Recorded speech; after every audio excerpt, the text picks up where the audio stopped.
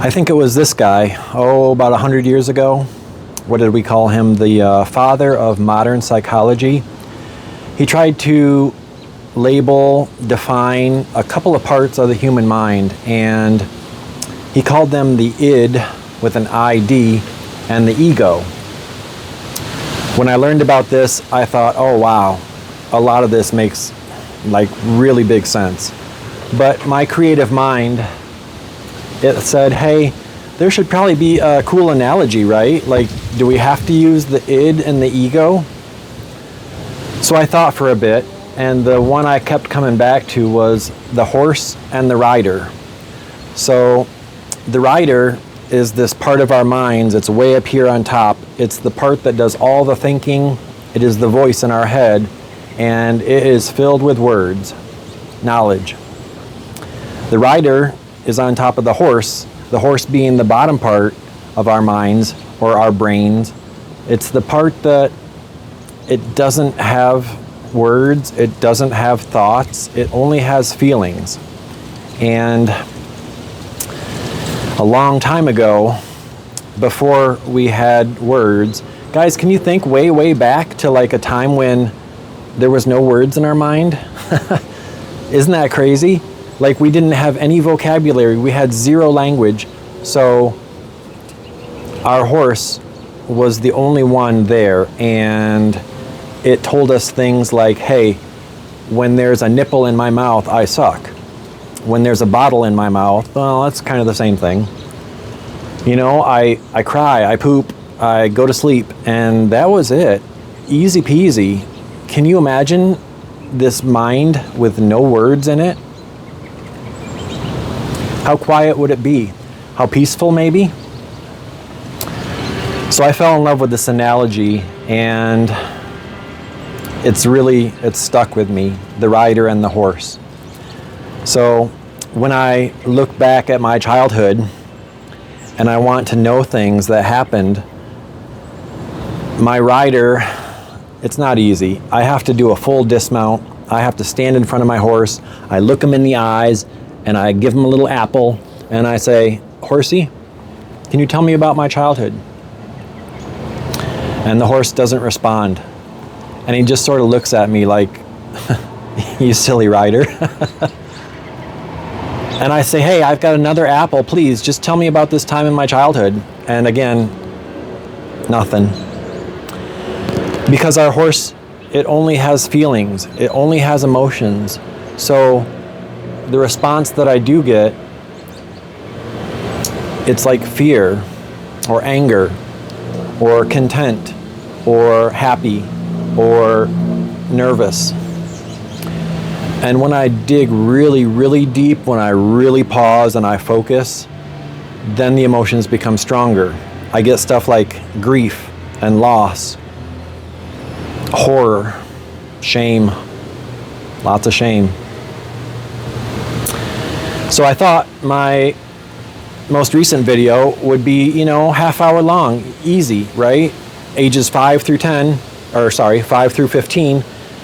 hit all the big spots, just glide right over them and move on. But the tip of the iceberg, it kept getting bigger. And as I would go down into this rabbit hole, the memories kept coming back, just more and more emotion and more. But before I start with another story, I started a couple videos, this whole series. I started with a story about living in Marquette and opening the front door and seeing a wall of snow. And guys, I have this folder in my computer. It's got like 4,000 files, like they're all individual pictures. It's a lifetime worth of pictures, and when I scrolled through it looking for this one specific photo of this one wall of snow, I couldn't find it. And I scrolled through all 4,000, I couldn't find it. I took a break, I went back, I did the same thing, I kept looking, because this was such a cool picture, how could I not have it? And after like the third or fourth time, I just sort of threw my hands up in the air and I was like, Bishop, you can't find it. It's gone. Just don't worry about it. It was in your imagination. So I moved on reluctantly. And the other day when I was throwing together, I forget what I was looking for, there it was. That's how it works sometimes, guys. Like, we don't realize what's back there, you know. You go into all the dark spaces of your mind with a flashlight and you look. And sometimes you look right at it and it just doesn't click. Your rider is not paying attention, he's tired, he's bored. So yeah, a little bit crazy. Do you want to know the crazy part? Like, the horse is the boss. It's this big, monstrous, powerful beast, and the rider, we can't compete. Maybe it's like the horse is the older one, right? Like the older brother. So ask yourself this real quick. Which feels more powerful inside your mind, your thoughts or your feelings? How many times have we told ourselves, I like to think that the rider is up there and he's starting to pull on the reins and he's like, horsey, we're going this way. And the horse just refuses. It goes the way it wants. How many times have we said to ourselves, geez, I really shouldn't have that third piece of pizza? Or, you know, I gotta stop drinking. I gotta stop watching porn. I gotta quit smoking. I gotta go to work today. But our horse straight refuses. He just doesn't get it. So yeah, I think one of the other crazy dynamics is that our horse, it protects us and it hides things from us. What I mean by that is, like, I'm sorry guys, it's windy again, so my audio is going to be kind of crappy, but that's okay. When we experience a really difficult part of our journey, let's imagine that we're on our horse and in front of us is this real dark, bleak desert. You know, there's no sun, there's no water in sight, no spot to rest. It's hot. It's filled with mosquitoes and bugs that bite us. And we're not talking like little bugs, we're talking the big bugs. And there's all these plants with these tall, razor-sharp leaves that cut us, the rider and the horse, as we travel through it. So if our horse could speak, it would say to us, rider, I want you to hold on tight as you can possibly hold on. I want you to bury your face in my mane. Is that what the horse hair is called, the mane? Bury your face. Don't look. Close your eyes. You know, take little breaths. I'm going to run us through this and I'm going to get us to the other side. And if or when we get there, well, then I'll wake you up and you'll never have to think of this again. And we do it. It's survival, right? We got to go. So we hang on tight and we close our eyes and we lose this memory. It is erased. And that's the way our horse does it. Crazy? I don't know. It's got us this far. Our horse can't be all bad, right? I wonder if sometimes I can get to a point in my life where my horse and my rider are equally powerful and we can work together, but sometimes it just doesn't feel like it.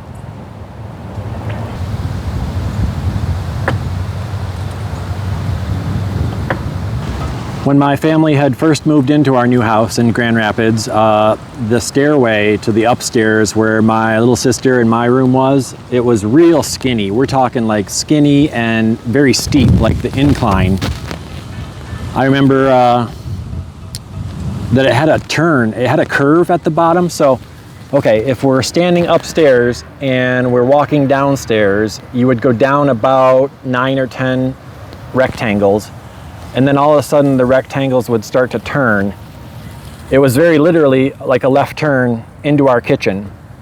And the rectangles, they became like triangles, obtuse. I forget the geometry there, but it was wicked. It was a wicked staircase. And my mom and my dad would always tell us, be careful on the stairs, you know, don't run on the stairs. And one time, my little sister, she tripped and she fell.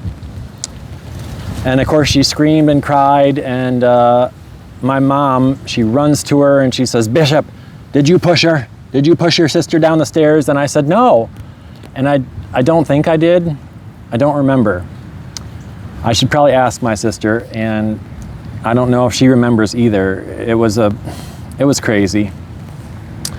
So we all piled in the vehicle and we drove to the hospital, and my little sister got a cast on her right arm. It was like the old school. Remember these casts? And it was kind of cool because your friends could like draw their names on it. You could write on it. But my sister, having her right arm in this cast, she became a left-handed person, because you go to school and you have to write your name and you have to hold a pencil and hold your fork with this other hand now. So maybe she's ambidextrous now, I don't know. I learned that there was consequences. You know, if you weren't careful, bad things could happen. And that's a pretty scary thought when you're a little kid, right? Like if you don't pay attention, something bad could just come along. I don't know. I didn't understand why my grandpa had died. Just consequences, right? I remember I would go to the dentist and, you know, they put you in the big chair, and the dentist, he takes this little scraper thing. I don't know what it's called. It's got like a weird looking hook, and he starts to scrape the stuff, the gunk off your teeth, right? Well, either he slipped one time or maybe I flinched, I forget, but it poked me right in the gums, and oh my gosh, there was blood in my mouth, and I was, oh, this is bad, you know, bad stuff. So I screamed and cried, and I told my mom later that I don't want to go back to the dentist, you know, I'm just not going back. So I developed this avoidance where whenever my mom would tell me that I have a dentist appointment, I would leave. I would go out in the woods, behind my house. I would get lost, and I would purposefully miss my dentist appointment over and over. And my mom used to get so mad. She was like, you have to go to the dentist. You have to do this. And I was like, nope, I'm not doing it. Yeah, just run away, Bishop. If she surprised me, she would drag me to the dentist. You know, she would lie and say, oh yeah, we're just going to the grocery store, and then we'd show up at the dentist, which was across town. I didn't have my bike, so I couldn't bail. So we'd be sitting there in the waiting room, and I'd say, oh hey, I gotta go to the bathroom real quick, you know? And my mom would look at me and she'd say, Bishop. And she'd use that serious voice. And I'd say, it's just, I gotta go real bad. So I'd walk down the hallway, passing all the other rooms, and I would get to the employee entrance at the back of the building, and I would go out the back and I would just start walking. Didn't care. Someone would find me eventually. This was back in the 80s, guys. So I'd just walk, you know. My mom used to get so mad. We used to go to church. It was the same church that my mom and dad were married in, and my mom and dad, my little sister and I, we would go to church. I remember Sunday school. And I don't really know what happened. I think my dad just sort of didn't want to do it anymore, you know? He was like, I'm not going to church. And my mom got the sad face, and she was like, why? And my dad, I don't know if he gave a reason.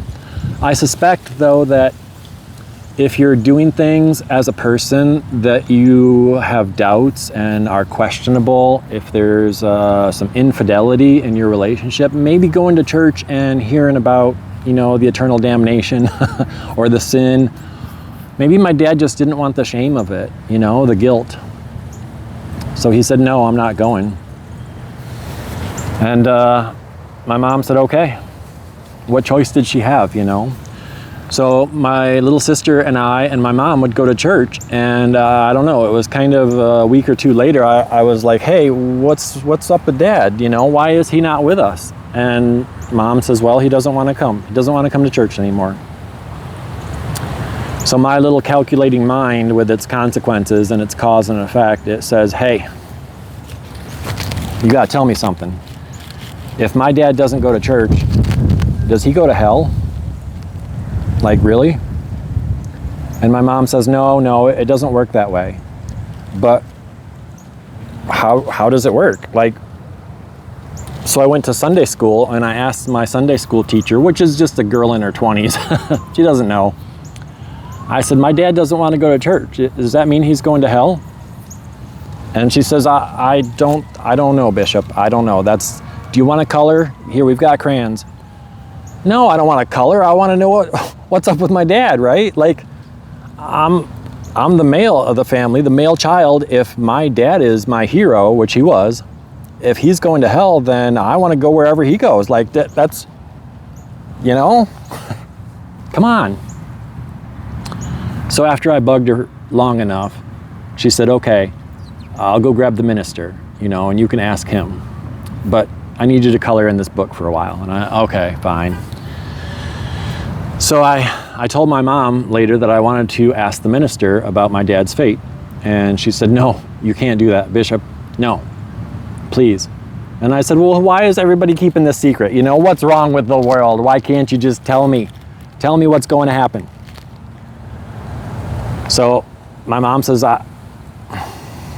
no, you just can't do that. But she knew that I was determined and she saw the motivation, and she said, you're not going to do this. I'm not going to allow you to do this. There'll be punishment, Bishop. Don't do this. So I said, you know what? I don't want to go to church. I'm going to stay home with my dad. And the next time we went to church, I was supposed to go to my, Sunday school. I walked down that hall just like it was the dentist, and I found the exit, and I walked out into the parking lot, and I just kept walking and kept walking. And I don't know, maybe an hour later, I think these people came outside of the church, and they were all looking for Bishop, and they were all worried that Bishop had been kidnapped. He ran away. What happened? And I just said, I'm just out here enjoying nature, doing my thing. My mom was furious. Bishop, everybody in the church was worried about you. Everybody. They were about to call the police.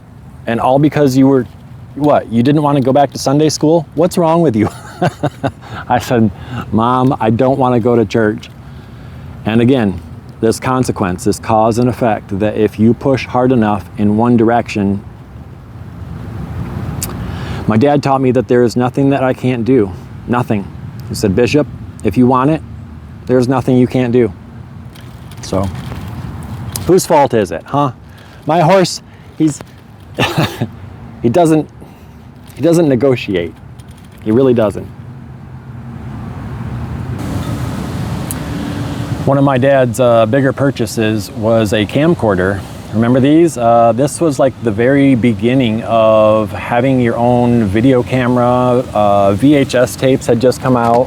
VHS movies, the VCR, remember those? So having always been a TV and movie, and like this was magic to me. Like I could go out in the backyard and I could film, and I could bring it inside, and I could see myself inside the TV. If you missed this age, this era, it was a miracle. It was like landing people on the moon, I went inside the TV. This was Willy Wonka stuff. I don't know. There was a Willy Wonka, yeah. If you know what I mean. So I was always this creative, imaginative kid, and when the camera was on, I was right in front of it, and I would hold a pretend microphone, and I would say, hey, this is Bishop. Here's our local news story. Today, my sister fell down the stairs and broke her arm, and later we're going to go have sloppy joes. And I would go on for as long as, and my mom would be like, Bishop, there were these things that were called blank tapes. So sometimes a tape that you would buy would have a movie on it, and you could not alter it, you could not change it, but there was a blank tape that you could record over and over and over. So when you only had 3 of these blank tapes, because they were expensive, my mom would insist that we save them for special occasions. You know, this is a birthday or a Christmas or a family reunion. And to me, I was like, wait a minute, that crap's not important. This is me. I'm being a rock star. I'm gonna do this. So at a very early age, you can see this is little Bishop. Well, are you done? No, why? Tell her how much you love her now. I love her this much. I think you better take a break. You're killing your sister.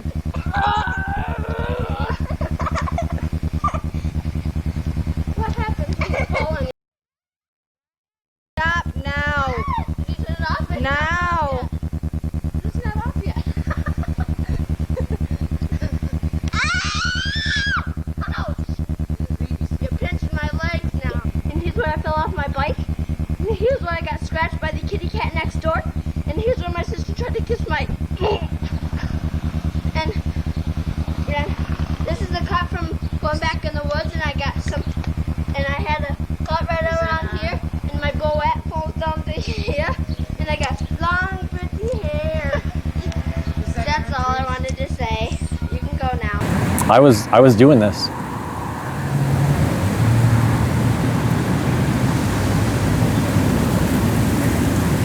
I think another part was that I was doing the role playing. I was the dungeon master, which was pretty cool.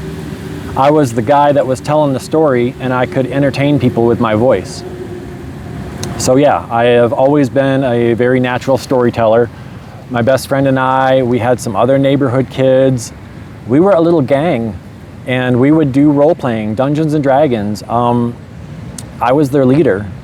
So to me, public speaking, speeches, I'm good. I don't know. When in elementary school, we had to stand up in front of the whole class and give a report about a particular province in Canada. I forget which one I picked. It was probably the one in the very upper left that nobody cared about, Sacagawea. What was it called? The Yukon. You know, you had your poster and you had your, they didn't call them states, but it's like the state flag and the state bird and the state moose. So I would stand up in front of class, and like the teacher, this project, they would say, you've got to stand up there for like 90 seconds, like a minute and a half, okay? And this was like a long time for third graders. Bishop would stand up there and go for 3 minutes, and the teacher would be like, Bishop, yeah, come on, Bishop, let's wrap it up. And I'd be like, no, wait, I got this really cool thing, you know.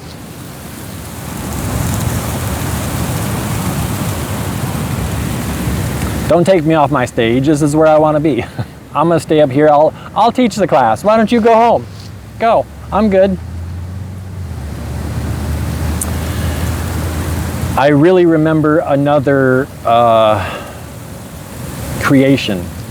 So I don't know how. I've asked my father about it a couple times, and I don't seem to get a real good answer. My dad went and found a ginormous cardboard box. I think it was from like a refrigerator, probably from one of the refrigerators at his work. He used to work at a place called Kelvinator. So this giant box, he would fold it up and he would sneak it inside our basement. And right around Halloween time, he would go down in the basement, and we used to have stacks of newspaper. Back in the old days, we used to have a newspaper boy, and he would throw a rolled up newspaper onto your front porch every day. Sundays, it was the big version. And that's how people consumed their news. It was the newspaper. So at the end of the year, or right around Halloween, my dad had this pile of newspaper. We would crinkle it up and use it for our fire in our wood-burning stove. But my dad had this idea that, hey, I'm gonna fill up this whole refrigerator box with crinkled up newspaper. Little newspaper balls about the size of your fist. He would cram them into a garbage bag and stash them in the basement where we couldn't find them. Christmas morning, we would wake up and there would be this huge box right in the middle of the living room. And my dad used to tell us that Santa Claus brought it. It was our big present. So we would carefully cut open the top and throw it off, and inside was this bed of newspaper. So we would, of course, go digging through it like little animals, and every once in a while you would find a present that was wrapped in newspaper. So it didn't look any different. It was, you know, wow. It's a busy day here. So you'd get all excited because you found something. You'd open up this present, and it would be a package of underwear, a package of socks, you know, like a new towel. Woohoo! You know, a pillowcase, or a coloring book, or an educational book, or whatever. It was not the present you wanted to see there. But you would keep digging, and at some point, my dad would take this box and he would dump it on the floor, on its side, and this huge bed of newspaper balls would come falling out. It would fill up the whole living room. And at the very bottom of this big box was a note from Santa. And it would say, "Merry Christmas, family of Bishop. I've been watching you all year long. I think this is the best Christmas ever. And by the way, I left you a present in the place where you wash your dishes." So my sister and I, we would read this note and we would be like, "Oh my gosh, what's the place where we wash our dishes? Where's that at?" "Mom, do you know where that is?" And, "Oh wait, it's the dishwasher." So we would go look in the dishwasher and there would be presents, and they would be wrapped in something other than newspaper. But in between my present and my sister's present was another note, and we would open that up and it would say, "I see you've been working on your school, you've been doing good. Your next present is in the place where you dry your clothes." Oh my gosh, where do we dry our clothes? So we'd run down to the basement and we'd open up our dryer, and there'd be towels and clothes and whatever in there, but nestled in the middle was more presents and another note. And it kept going like this. It kept going. The presents kept getting cooler. It was a scavenger hunt, and sometimes we had to go outside and go in our vehicle. Sometimes the presents were underneath our bed, and the magic of Santa Claus and his miracle and his mystery, it was so alive. It was such a wonderful time. How did Santa Claus get in our house? How did he bring this giant box? This box doesn't even fit through the entry of our living room. Like, yeah, magical. I later, with my own family, did the same, and yeah, Santa Claus. It's good stuff.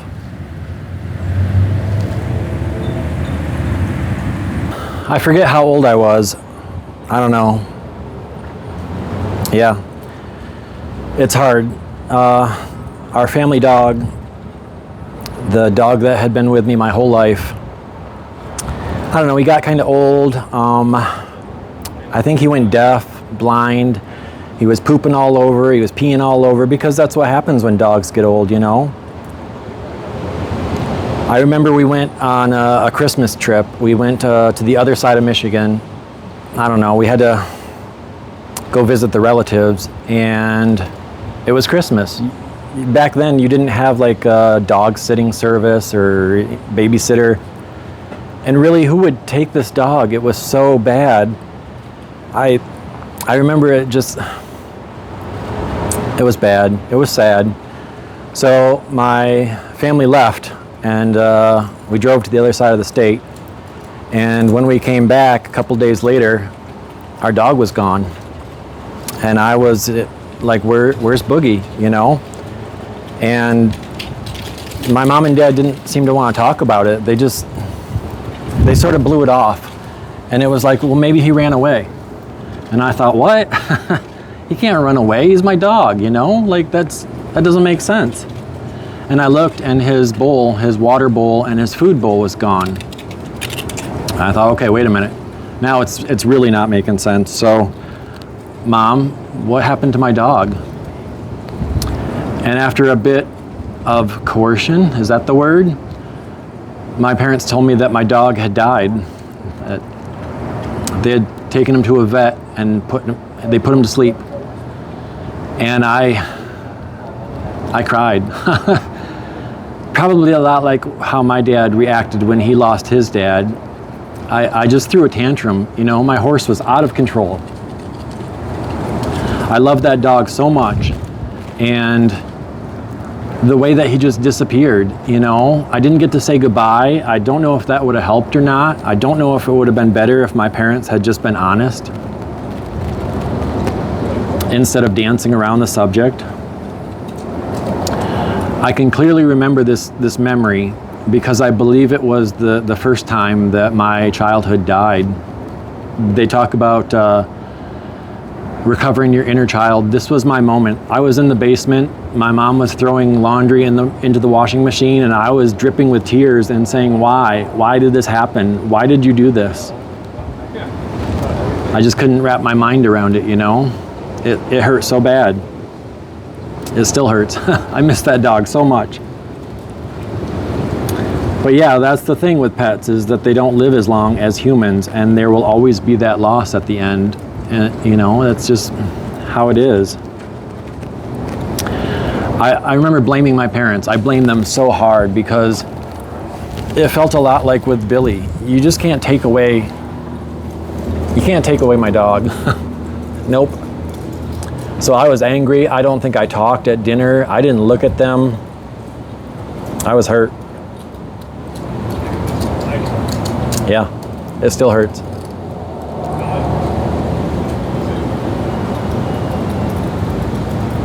I think I must have been, I don't know, 12, 13. I was pretty good at watching my little brother. My sister was good at watching little brother. We were both, you know, backup parents. We parented ourselves. It was, my dad and my mom would say, hey, we're gonna run to the store for a minute, and they would leave us alone for an hour. And they'd say, we'd be right back, you know, no big deal. So, I think looking back, this was just my dad's way of sneaking my mom out of the house on a Saturday afternoon when there was no football, so that they could go have sex in a strange place. That's my guess. I don't know. But I do know that when they would leave us at home alone, we would do a little bit of everything. We would go into the cookie jar, we would jump on the couch, we would go to the bathroom with the door open, and I would snoop through their room. I would look through their closet. I would look through every drawer. We found my mom's massagers. And we also found my dad's nudie magazines. So back in the day, there was this thing that was called Penthouse. I don't know, my dad liked his naked ladies. I get it, right? So as a 12-year-old, when I would look at this magazine, of course my sister would just immediately leave. She didn't want to see it. I don't know, you get this weird kind of feeling, this weird urge going on. It's hard to explain. So I would look at that magazine and I learned a lot about sex that way. There were stories. This wasn't just pictures. There were stories of, you know,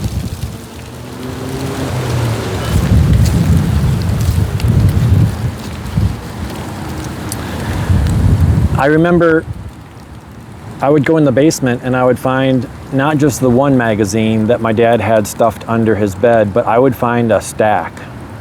It was like my dad had every month, you know. 1987, Penthouse, January through December, and it was just in a dusty shelf in a closet in the basement. So at some point, I think I snuck one out of the middle, and I took it to my room with me. And of course, I had to show it to my best friend. I was like, hey, dude, come check this out. And of course, you both get that weird feeling. And I said, hey, does your dad have any of this? Like, he says, I don't know, let's go look. So, you know, we got very clever. And I learned that with the cause and effect thing, if nobody found out, you were okay. You did not get punished. Nothing bad happened. Masturbation was okay, you know. I was a kid and it didn't feel like I was hurting anybody. Yeah, I was horny.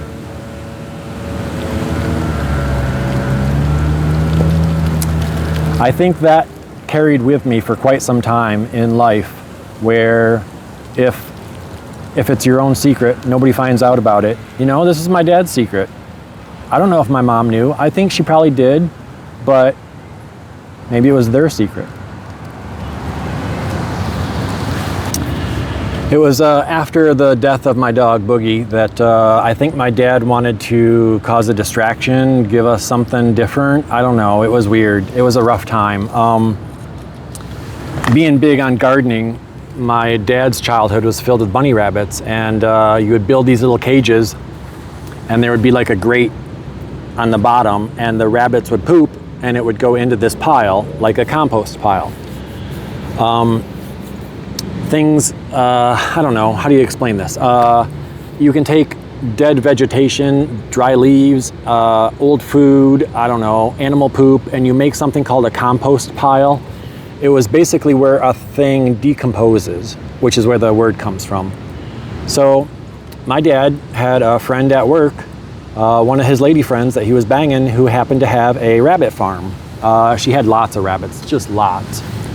So I remember one weekend we went for a drive, and we went and we picked out like 4 of these rabbits. I think there was a male and a female that were dwarfs, so they were the little breed of rabbits. And then we picked out a male and a female that were, I don't want to say they were giants, they were like Angora. Their fur was super soft, super large. So little bunnies, the dwarfs, and then big bunnies, the Angora, I think. So my dad had built little cages, frames, cells, and he wasn't, totally cruel. He didn't make the rabbits live on this grate because it's uncomfortable. If a rabbit's foot is very much like a human's foot, he made each of their containment cells. It had a piece of wood that was soft, and then the grate. So you would cram a lot of straw, hay into this area that was like their nest, I remember my sister was real attached to these bunnies. We used to let them go run free in our backyard. Our backyard was all fenced in, and my dad had a lot of fences with his garden, but we'd chase these little rabbits around, and they were kind of cool.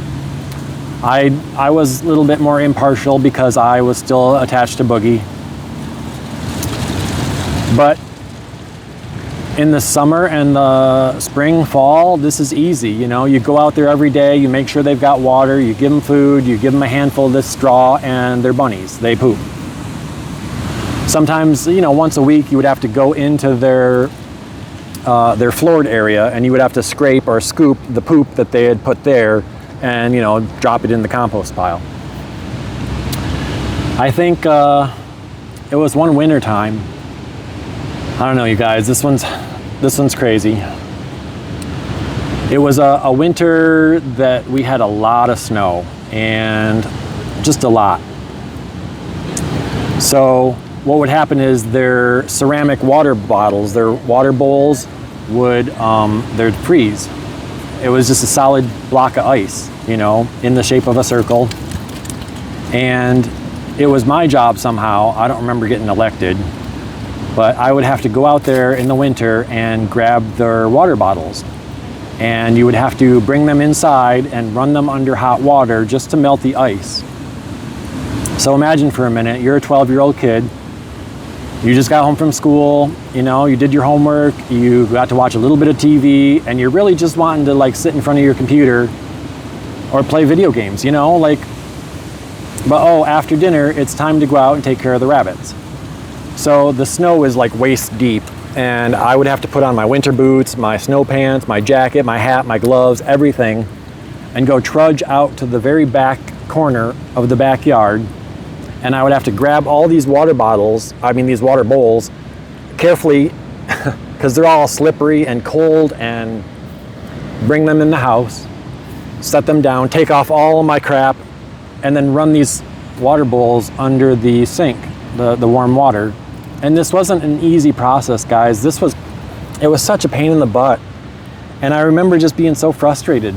Whose idea was this anyway? I don't remember saying, hey, let's get some rabbits. I don't remember saying, I want to be the one that takes care of them.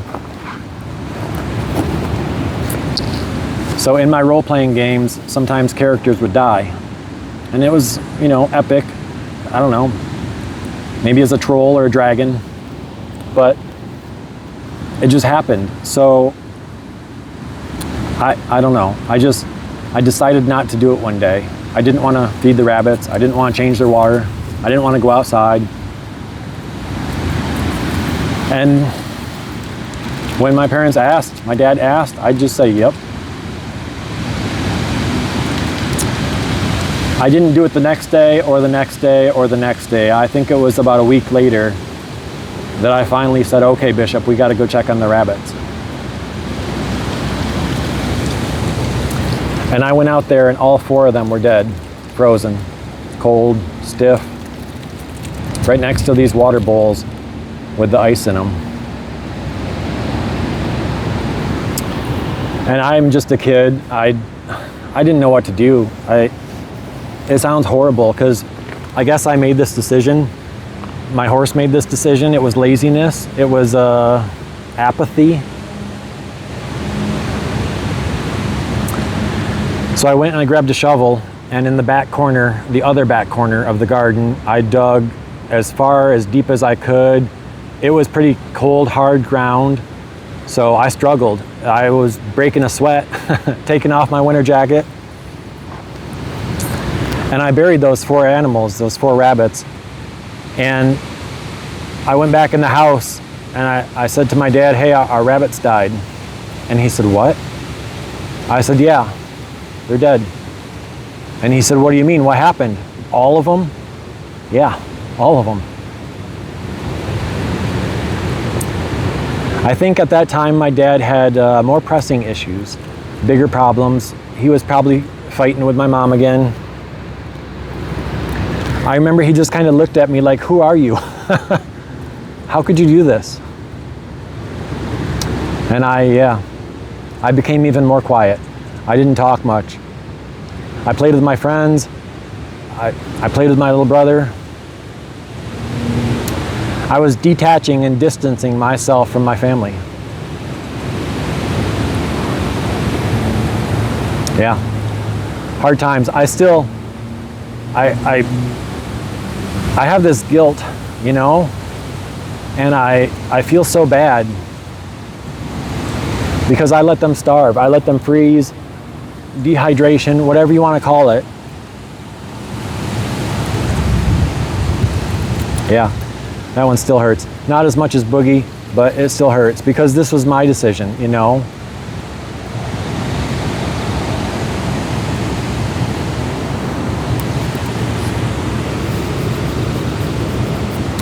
What is a life, huh? What is it?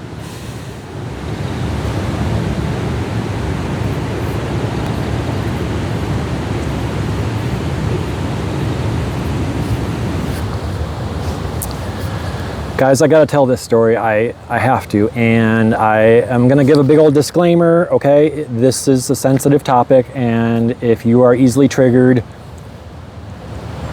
if this happened to you, maybe skip this part, you know? This is towards the end of this video.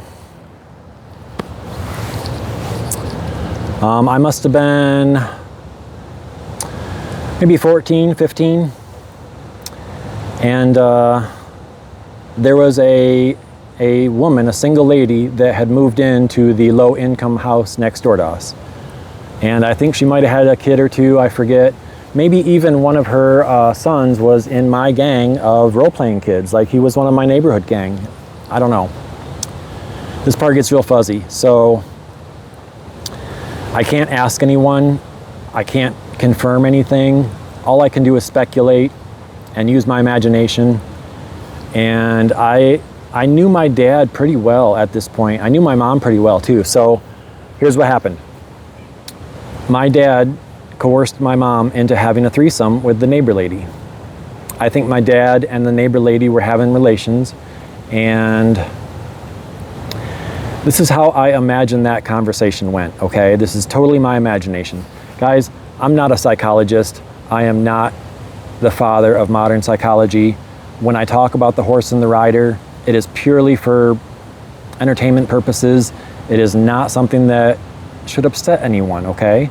So when I give this description, It's not factual. I don't know. I don't know how this went, okay? I imagine that my dad was really frustrated with my mom. And I know my mom was frustrated too. My dad would say, "Why do you never want to have sex with me?" And my mom would say something like, I don't want to have sex with you. You've been with all these other women. It's painful to me." And my dad says, "Well, I want to continue. I want to do this. This is what I'm going to do." And I think my mom begged him to stop. I think she said, "Please, this hurts me so much. You have no idea. Please." And somewhere in my dad's childhood, I think he must have seen his father say to his mother, "Well, what are you going to do about it? You want to leave? You want to be a single mother?" And guys, this was way back. My grandparents were talking like the 50s, the 60s, and single women didn't have a lot of options. There was no, like, you couldn't even get a credit card. Like, you couldn't buy a house. Your job was going to suck because they paid you less. It was hard to get insurance, you know. Single women did not have it good. So that was my dad's threat, was like, what are you going to do about it? You want to leave? So my dad presents this opportunity for my mom to join him in his escapade. And my dad says, "This will be fun. This will bring us together. This is gonna, you know, it's something that we can enjoy. You can see how fun it is, you know. I'll make this woman do these things, and I don't know. It's a fantasy. It's a lot of people have this fantasy. And sometimes it works out maybe, and a lot of times it doesn't. So my mom and dad and this neighbor lady, they had their threesome, and I can imagine it wasn't pleasant. I think at that moment, my mom felt like the worst kind of slave. There was no other way to say it. She felt trapped. She felt stuck. She was forced. It was just bad. I can't imagine my dad being all that happy either. You know? When you're forcing someone to do something, how pleasurable is that? Maybe my dad, I don't know. Guys, it was bad. I remember my mom and dad fighting a lot after that. I mean, not just a little fight. My mom kicked him out. She said, I'm staying here with the house and the kids, because what, are you going to do it? Like, you're going to cook and clean and do the laundry, and you're going to get them off to school? And my dad was like, I got a job. And my mom was like, well, adios. It's time to go. I can't live with you anymore. I can't. And my dad left. And he didn't come back for a while. And it sucked. My mom cried a lot. My little sister, my little brother and I, we didn't know what was going on. This was just another fight, but it was on a bigger scale. So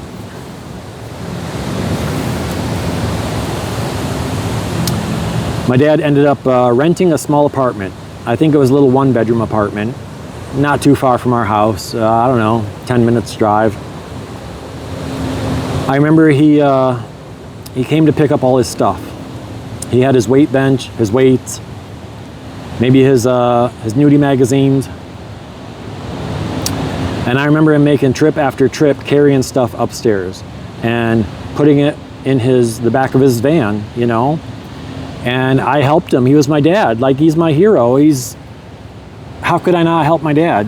But my mom is just crying the whole time. She's hugging my sister. She's hugging my little brother. And when he was all done, he loaded up everything. He stood in the driveway, and I stood there. And my mom came out, and she said, "Is that it?" And he said, "Yep." And her eyes were so red and so broken. And my dad was crying too, you know. I believe he had tried everything, every threat, every manipulation, everything he could to try to stay in our home with our family. And my mom just wasn't having it. It was like the final straw that broke the camel, you know. My dad said, it's gonna ruin the kids. Like, it's gonna break our family, you know. What's people gonna say? What's people gonna think? And my mom adamant, nope. I look back at her strength and I wonder where it came from sometimes. So my dad looked to me and he said, well, Bishop, now you're the man of the house, you know? You're the man. Good luck with that. And he turned and he walked away. And I couldn't cry anymore because there was no more tears. And I watched him drive off with his van, with his stuff. And I guess this was the second time that my inner child died. The first was the loss of my dog, and the second was the loss of my father. I remember it was right before my 16th birthday, and I kept thinking, why? Like, why did this have to happen now? My mom had put up with this for so long, you know? What was another couple years? I would have been off to college. My sister would have been off to college. Hopefully, right? But now, like, why now?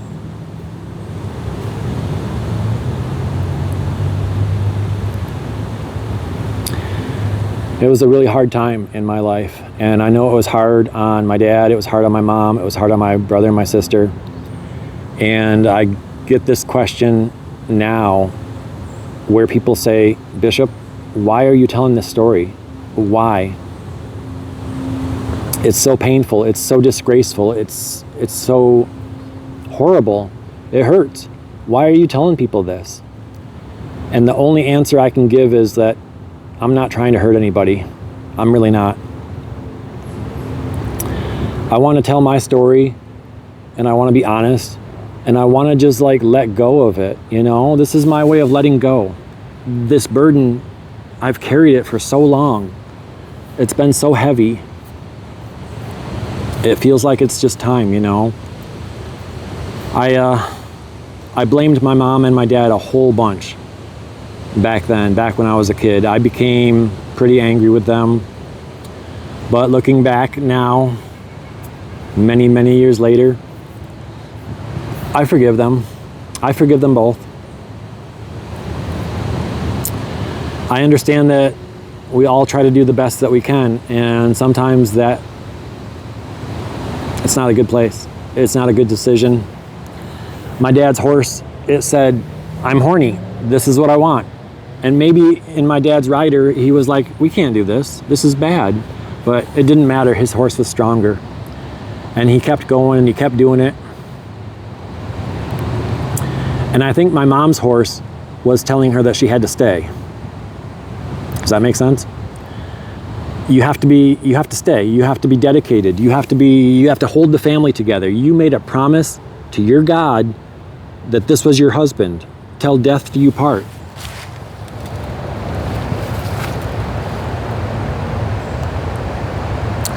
I wonder if my mom's rider became powerful enough to change her horse, or if her horse had been broken so badly. Yeah. Some mysteries I won't figure out. There are no answers. And if there were, do they matter? Nope, not really.